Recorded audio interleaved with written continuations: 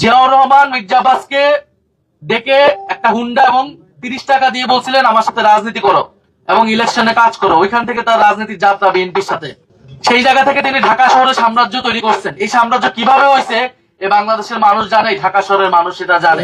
ছাত্র দল, যুব দল, বিএনপি, তৃণমূলের নেত্রীরা, নেতাকর্মীরা জীবন দেওয়ার জন্য প্রস্তুত ছিল, কিন্তু এই মির্জা আব্বাসের মতো নেতারা ঢাকা শহরে কোনো গ্রিন সিগন্যাল দেয় নাই। ফলে মির্জা আব্বাস সাহেবের প্রতি আমাদের আহ্বান থাকবে, অনুরোধ থাকবে, আগে যা করছেন সেই আচরণ যদি পরিত্যাগ করতে না পারেন তাহলে কিন্তু এবার নির্বাচনে এটার পরিণতি ভালো হবে না। নির্বাচন মানে কথার লড়াই। আপনি একটা কথা বলবেন, আমি একটা কথা বলবো, জনগণ ডিসাইড করবেন জনগণ কাকে ভোট দিবেন। তাহলে আপনারা জনগণকে কেন ডিসাইড করতে দিচ্ছেন না? আপনারা নিজেরাই ডিসাইড করে নিচ্ছেন কেন? আপনারা নিজেরাই কেন আক্রমণ করছেন? জনগণ 12ই ফেব্রুয়ারি নির্ধারণ করবে যে কে বেয়াদব আর কে গ্যাংস্টার, কে সন্ত্রাসী আর কে জনগণের পক্ষে কথা বলে যাচ্ছে। ফলে যারা জনগণের সেই মতের উপর শ্রদ্ধাশীল না, যারা নিজেদের উপর কোনো আত্মবিশ্বাস নাই, তারা প্রতিপক্ষকে ভয় পাচ্ছে এবং প্রতিপক্ষকে দমন করার চেষ্টা করছে।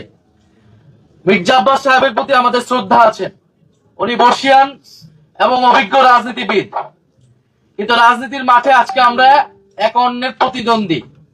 কিন্তু কথা ছিল বাংলাদেশে আমরা এই প্রতিদ্বন্দ্বিতাকে শত্রুতায় পরিণত করব না। মির্জা আব্বাস সাহেবও কোনো ভুল ত্রুটির ঊর্ধ্বে না, কোনো সমালোচনার ঊর্ধ্বে না। তাদের বিরুদ্ধে আমরা কথা বলতে পারবো না, সব ভয়ভীতি দেখে আমাদেরকে আটকাবে। ভেবে থাকেন এটা তিনি অত্যন্ত ভুল করছেন এবং উনি বোঝেন নাই তিনি আজকে কি অপরাধটা করে ফেলছেন। মির্জা আব্বাসের ইতিহাস আমরা জানি, আমরা ওই ঢাকা শহরে বড় হয়েছি। জিয়াউর রহমান মির্জা আব্বাসকে ডেকে একটা হুন্ডা এবং 30 টাকা দিয়ে বলছিলেন আমার সাথে রাজনীতি করো এবং ইলেকশনে কাজ করো। ওইখান থেকে তার রাজনীতির যাত্রা বিএনপির সাথে।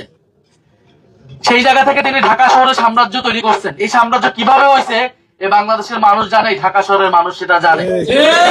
ওনাদের উচিত ছিল গণ অভ্যুত্থানের পরে জনগণের সামনে তাদের অতীতের সকল অপকর্মের জন্য ক্ষমা চাওয়া এবং তারপরে নতুন করে রাজনীতি শুরু করা। তারা জামাতকে অতীত নিয়ে অনেক কথা বলে, তাদের নিজেদের অতীত কিন্তু বাংলাদেশের মানুষ ভুলে নাই। 2001 থেকে 6 যে দুঃশাসন তারা তৈরি করেছে সেটা কিন্তু বাংলাদেশের মানুষ ভুলে নাই। ফলে অতীত ধরে কথা বলতে সবার অতীত ধরে কিন্তু আমরা কথা বলা শুরু করব। ফলে মির্জা আব্বাস সাহেবের প্রতি আমাদের আহ্বান থাকবে, অনুরোধ থাকবে, আগে যা করছেন সেই আচরণ যদি পরিত্যাগ করতে না পারেন তাহলে কিন্তু এবার নির্বাচনে এটার পরিণতি ভালো হবে না। এবং বিএনপির মির্জা আব্বাস সহ এই বিভিন্ন সিনিয়র নেতৃবৃন্দ তারা গত 16 বছর আওয়ামী লীগের সাথে আপোষ করে রাজনীতি করেছে। আপনারা দেখবেন তাদের বেশিরভাগের ব্যবসা বাণিজ্য সবকিছু আওয়ামী লীগের লোকদের সাথে সংশ্লিষ্ট এবং তারা নিজেদের ব্যবসা বাণিজ্য অর্থ সম্পত্তি টিকানের লোভে, টিকানের কারণে, নিজেদের স্বার্থের কারণে তারা হোল হার্টেডলি কখনো রাজপথে নামে নাই, মাঠে নামে নাই। ছাত্র দল, যুব দল, বিএনপি, তৃণমূলের নেত্রীরা, নেতাকর্মীরা জীবন দেওয়ার জন্য প্রস্তুত ছিল, কিন্তু এই মির্জা আব্বাসের মতো নেতারা ঢাকা শহরে কোনো গ্রিন সিগন্যাল দেয় নাই। গণ অভ্যুত্থানের সময় তারা মির্জা আব্বাসদের জন্য অপেক্ষা করে নাই। ছাত্র শিবির, ছাত্র দল, গণ অভ্যুত্থানের বৈষম্য বিরোধী সকল নেতাকর্মীরা জনগণের জন্য রাজপথে নেমে গিয়েছিল। ফলে মির্জা আব্বাসের যে ব্যাংক ব্যালেন্স, তাদের যে ব্যবসা, তাদের যে সাম্রাজ্য, সে আওয়ামী লীগের সময় পুরোটাই ইনটেক ছিল এবং এটা বেশিরভাগ বিএনপি নেতাকর্মীদের আপনি দেখবেন খুঁজলে একই জিনিস পাবেন। একমাত্র ব্যতিক্রম ছিলেন বেগম খালেদা জিয়া। এই জন্য তাকে কি অবস্থা ছিল, কারাগারে তাকে মৃত্যুর মুখে পড়তে হয়েছিল। ফলে আমরা সেই অতীত ধরে কথা বলতে চাই না, বলতে গেলে অনেক কথা বের হয়ে যাবে। রাজনীতির মাঠে এসেছি, সুষ্ঠু নির্বাচন চাই। শরীফ ওসমান হাদী এই ঢাকা 8-এর মানুষের ভোটাধিকারের জন্য, গণতন্ত্র প্রতিষ্ঠার জন্য জীবন দিয়ে গিয়েছেন। এই একই লড়াই আমরা কন্টিনিউ করতে চাই। কিন্তু আজকে যেটা হয়েছে এটা খুবই দুঃখজনক, খুবই ন্যাক্কারজনক এবং এটা অস্বীকারের চেষ্টা আরো বেশি ন্যাক্কারজনক।